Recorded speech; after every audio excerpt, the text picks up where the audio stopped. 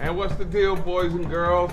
It's your boy Mark Gray. That is the Hall of Famer Jay Walker. Welcome to Jay Walker's Gimme 5 with me, Mark Gray. I'm just so happy to be here. Yeah, you should be lucky that I brought you along. I know, but, I am. But it's going to be a good ride. But Mark representing from the HBCU up in Baltimore, Morgan State. First show out, you know I've got to rock the Mecca, Howard University. So we're in the house, but we're going to have a lot of good things coming. And every time I go someplace, people always say, Jay, I need more of that top 5 and Gimme 5. It's Jay's Gimme 5. This is the show with Jay and Mark Gray. We're going to give you a whole lot of Gimme 5. I'm looking forward to it on a weekly basis. So we proceed to give you what you need from around the world of HBCU sports and other stuff. And remember, you can follow us all over social media. So we got the Facebook demographic covered, you know, those of us a little bit Grayer. seasoned, if you will. And then we've got, for those of you who are millennial and at least trying to stay with the millennials, got that Facebook, that Instagram and that Twitter thing working as well. So we're all over the place inside. We got that, man. What's up? You gonna tell them what we got on the show or what, man? It's a really hot show. You would want your favorite HBCU football team to come out of the box just like this. I mean, we got hot topics, we got the school of the week, and we're gonna figure out who are the team to watch down the stretch, and perhaps even talk about the best player in HBCU football again. Yeah, and with that being said, we're gonna hit it all, but it all starts and ends the debate with Gimme 5. So how about this? The first Gimme 5 for the Gimme 5 show. This week's Gimme 5 brought to you by the Air Force Reserve Celebration Bowl. All right, folks, how about this? The top 5 rivalries in all of HBCU football. Number 5, the Aggie and the Eagle, or the Eagle Aggie. North Carolina A&T and North Carolina Central. Central hates A&T, and guess what? I think the Aggies are starting to hate North Carolina Central too. Number 4, the battle for the real HU, which I have a problem with because there's only one HU, and that's Howard University and Hampton Institute University. I'm just playing, y'all. I know it's Hampton University, but this rivalry is more than just a football game. It goes year round. Howard and Hampton, oh yeah, that's a rivalry. Number 3, let's go on down to the SIP. Mississippi, that is, Jackson State versus Alcorn. For y'all folks that don't know better, it's not Alcorn, it's Alcorn, as in always Alcorn. These two schools separated by less than 2 hours. Oh, they get it on in the Capital City Classic every year. Jackson State Alcorn, my number 3 best rivalry. Number 2, let's get a little bit of sunshine up in here. Let's go down to Florida with Bethune-Cookman and FAMU. If you don't know, you better ask somebody. Not only do these football teams compete on the field, but this is probably the loudest HBCU football game in the country because the Marching 100 is really good, but for the past couple years, the number 1 band in all black college football, oh yeah, it's been those Wildcats from Bethune-Cookman. And when they get together to mix it up down there in Orlando, oh, it's a rivalry that you can get a sense of excitement for. And the number 1 rivalry should not come as a surprise. You could call it the granddaddy of them all. It's a state holiday in Louisiana every time Grambling plays Southern University. The North meets the South, Louisiana style, from the crawfish to the dancing dolls to the gumbo to the etouffee and a little bit of Bourbon Street to go in there as well. Oh yeah, it's a fan-friendly experience, but it also is the biggest rivalry in all of HBCU sports. On the bubble, not quite making the list, the Magic City Classic. I love it. The number 1 event in all black college. Alabama A&M and Alabama State mix it up annually down in Birmingham, Alabama in historic Legion Field. That's my list. If you want to talk about it, hit me up on any of our social media tags, and I'll maybe let you have a little input on next one. All right, now, I tell you all the time now, it's Jay's Gimme 5, but you always have something to say. What say you, Mark Gray? Well, first off, I don't know how you can talk about great HBCU rivalries and not have Tennessee State represented, if for no other reason than the aristocrat of bands, bro. this is not who fills the stadium. They're in the Yes, OVC it for is. one, so who is their natural rival? Jackson State =1. They still get 60,000 in the Liberty Bowl Yeah, for but that game. Tennessee State, they still got a problem with FAMU too, so no, rival. FAMU, they're going to be playing in Orlando, so they a big market, big venue team. Wherever they show up, people show up. I like, Tennessee State has to make it with either FAMU or Jackson State as their rivalry. All right, so who do you drop off my list? That's what I wonder. Everybody always gives me a hard time, like, you should have did this, should have did that. And when they get quiet, when I say, oh, who would you replace? All right, now I'm a solutions-based person, and Okay. unfortunately, I would have to drop the battle of the real HU. Oh, get out of here. Hampton and Howard does not make the list. First off, you're lucky if you get 10,000 people to come to the game, and I guarantee you, 8,000 of those people have their noses so far in the sky, they're not even watching the game. We are who we are. You may want to rename it to the Battle of the Talented 10th. I can see you going Okay, with that. that's cool. I can see you going with that. But Howard Hampton is deeper than just that game. We don't like each other year round. Well, Like Tennessee State, they got a problem with FAMU one day a week. They got a problem with Jackson State twice a week, twice a year. At Howard Hampton, it's year round. I still don't like Hampton. The who Institute. cares about the debates that you guys are having during the cocktail hour? We're talking about football. We're talking about tailgating. We're talking about atmosphere. We're talking about national cachet. And we're talking about teams that are putting players in the NFL. It's must-see TV when Tennessee State plays against Jackson or FAM or Southern, okay? Yeah, but the hate factor. That's what I say. I look for the hate factor. So the schools you're talking about, like you could talk about Alabama State. In Alabama State, who's their real rival? I put it down there as Alabama A&M.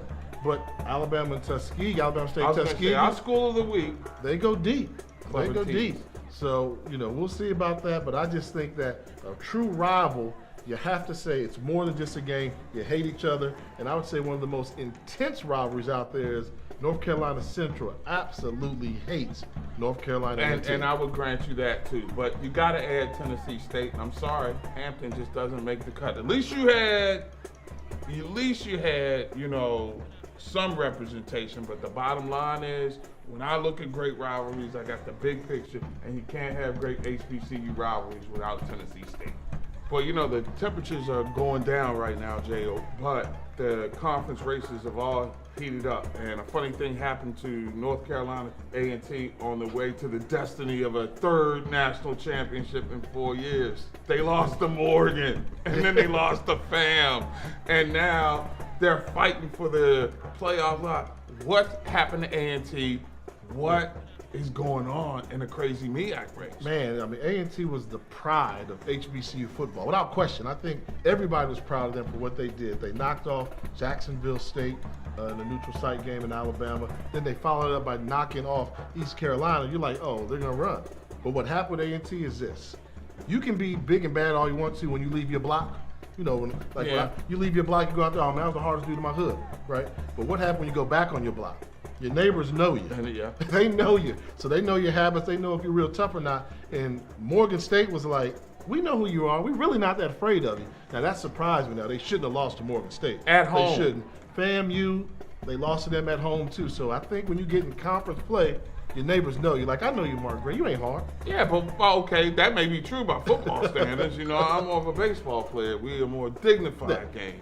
Anyway, give credit though to FAMU. FAMU going there, beating them at home to solidify their lead in the Mid-Eastern Athletic Conference. That's phenomenal. Great job of first-year head coach Willie Simmons, and I like what they say.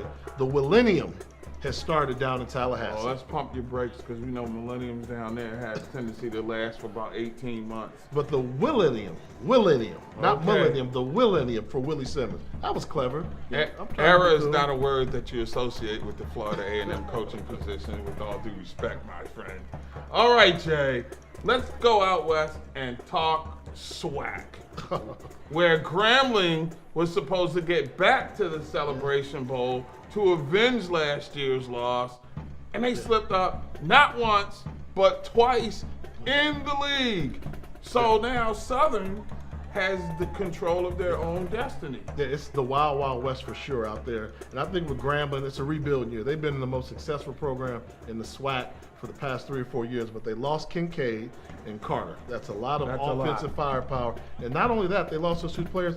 They lost Eric Dooley, their offensive coordinator, who went to Prairie View A&M, and everybody knows Prairie View looks really good. And beat them, yeah. But give credit to Southern. I can't figure out Southern. Are they the team that we saw get embarrassed for their own homecoming by Alcorn State?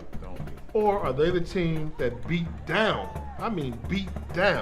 Prairie View A&M on the road? So Southern right now, they control their own destiny. It's going to be interesting to see how it plays out. What do you make of the quarterback position at Southern? They miss Austin Howard, but it's they've changed up the offensive scheme from pure drop back to now this run pass option. But whatever they're doing, it's working because right now they control their own destiny in the SWAC Western Division. Last year, when it came to individual talent, it was Amir Hall's world, Bowie State's unbelievable quarterback, and everybody else was in it. This year, I don't know, Jay. I mean, I saw Kalen Newton up close for the first time. He's something else. So, your thoughts? Who's the person to beat as far as HBCU Player of the Year? I still go old school. To be the man, you have to beat the man. And Amir Hall's numbers look really good.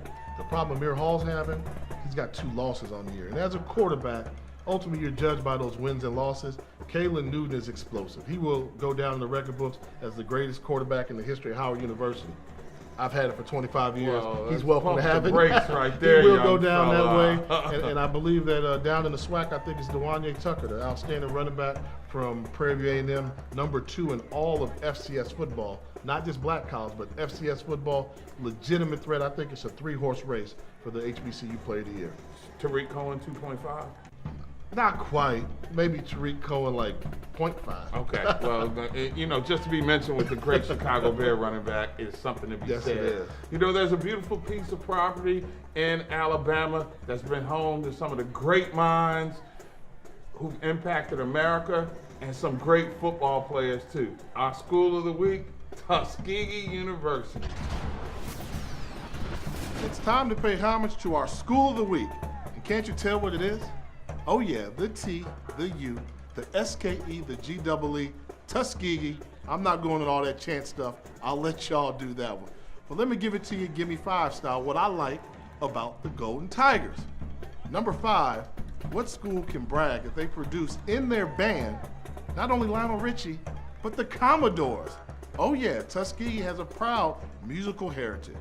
Number 4, let's pay homage to them being a fantastic academic institution by being ranked the 4th HBCU in the 2017 U.S. News and World Report.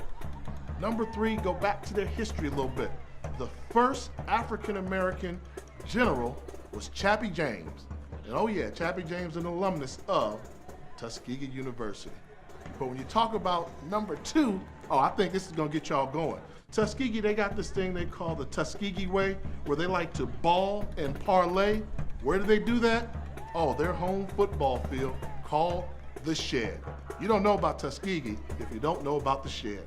And number 1, gotta give it up, it's an easy one. Booker T. Washington was the president and the leader of Tuskegee University. If you don't acknowledge Booker T, then you don't know anything about Tuskegee University. And on the bubble, I'm an athlete, so I gotta give it up.